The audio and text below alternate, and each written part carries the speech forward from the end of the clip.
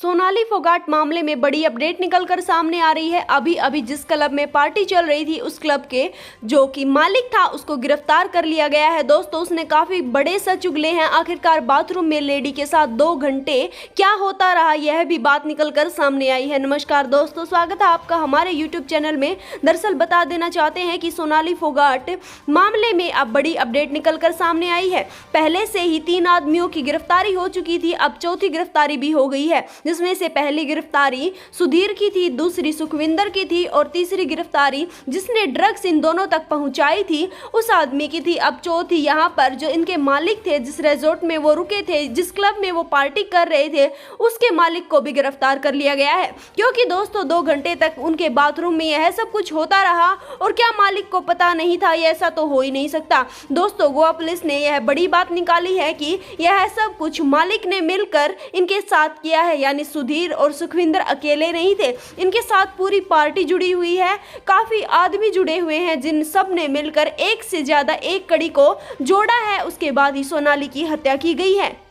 दोस्तों जो बोतल में डालकर जो शराब यहाँ पर सोनाली को दी जा रही थी उसमें ड्रग्स मिलाई गई थी और उस ड्रग्स की भी बातें निकलकर सामने आ रही हैं। दोस्तों बता देना चाहते हैं कि MDMA नाम की ड्रग्स यहाँ पर सोनाली को दी जा रही थी, जिसके चलते सोनाली की हालत काफ़ी ख़राब हो रही थी। वह बार बार उसको पीने से मना कर रही थी, लेकिन ज़बरदस्ती सुधीर यहाँ पर उसको पिला रहे थे। सोनाली के भाइयों से यह भी बात निकलकर सामने आ रही है कि जो फ्लैट गुड़गांव में था वो भी सुधीर ने अपने नाम कर लिया था। वह धीरे धीरे सोनाली की सारी प्रॉपर्टी को अपने नाम करना चाहता था। दोस्तों बता देना चाहते हैं यह सब कुछ होने के बाद जैसे ही मालिक गिरफ्तार होता है उसने भी काफ़ी बातें निकाली है। लेकिन दोस्तों अब तक की सबसे बड़ी खबर निकलकर सामने यह आ रही है कि जो 2 घंटे तक सोनाली को बाथरूम में रखा गया था, दोस्तों बाथरूम से दोबारा से ड्रग्स बरामद हुई है। यानी जहां पर सोनाली को बाथरूम में ले जाया जाता है, आपने वो CCTV फुटेज देखी होगी जिसमें उनकी कितनी बदतर हालत थी, फिर भी उनको